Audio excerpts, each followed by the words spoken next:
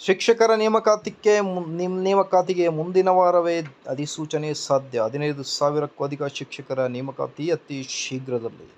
ವೀಕ್ಷಕರೇ, ವಿಡಿಯೋ ಭಾಳ ಇಂಪಾರ್ಟೆಂಟ್ ಆಗಿರುತ್ತೆ. ವಿಡಿಯೋನ ಸ್ಟಾರ್ಟ್ ಮಾಡೋಣ. ಅದಕ್ಕಿಂತ ಮುಂಚೆ ನೀವು ಕೊಡುವ ಒಂದೇ ಒಂದು ಲೈಕ್ ನಮಗೆ ಸಪೋರ್ಟ್ ಆಗಿರುತ್ತೆ.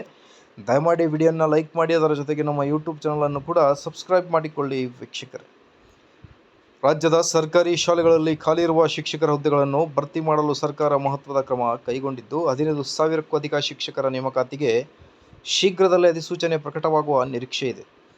ಈ ಕುರಿತು ಶಿಕ್ಷಣ ಇಲಾಖೆಯ ಸಿದ್ಧತೆಗಳು ಅಂತಿಮ ಹಂತದಲ್ಲಿದ್ದು, ಯಾವುದೇ ಕ್ಷಣದಲ್ಲಾದರೂ ಅಧಿಕೃತ ಪ್ರಕಟಣೆ ಹೊರಬೀಳುವ ಸಾಧ್ಯತೆ ಇದೆ.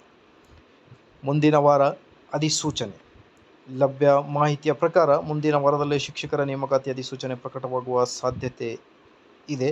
ರಾಜ್ಯದ ವಿವಿಧ ಸರ್ಕಾರಿ ಪ್ರಾಥಮಿಕ ಹಾಗೂ ಪ್ರೌಢಶಾಲೆಗಳಲ್ಲಿ ಖಾಲಿ ಇರುವ ಹುದ್ದೆಗಳನ್ನು ಭರ್ತಿ ಮಾಡಲು ಸರ್ಕಾರ ಮುಂದಾಗಿದೆ.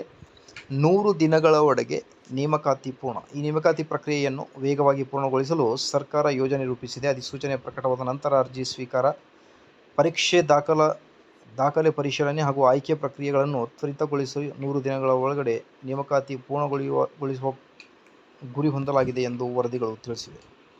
ಅಭ್ಯರ್ಥಿಗಳಲ್ಲಿ ಹೆಚ್ಚಿಸಿದ ನಿರೀಕ್ಷೆ. ಬಹುಕಾಲದಿಂದ ಶಿಕ್ಷಕರ ನೇಮಕಾತಿಗೆ ಕಾಯುತ್ತಿರುವ ಅಭ್ಯರ್ಥಿಗಳಿಗೆ ಈ ಸುದ್ದಿ ಹೊಸ ಉತ್ಸಾಹ ಮೂಡಿದೆ. ವಿಶೇಷವಾಗಿ ಬಿ.ಎಡ್ ಮತ್ತು ಡಿ.ಎಡ್ ಹಾಗೂ ಶಿಕ್ಷಕರ ಅರ್ಹತೆ ಪರೀಕ್ಷೆ ಉತ್ತೀರ್ಣರಾದ ಅಭ್ಯರ್ಥಿಗಳು ಅಧಿಸೂಚನೆಗಾಗಿ ಕಾತರದಿಂದ ಕಾಯುತ್ತಿದ್ದಾರೆ.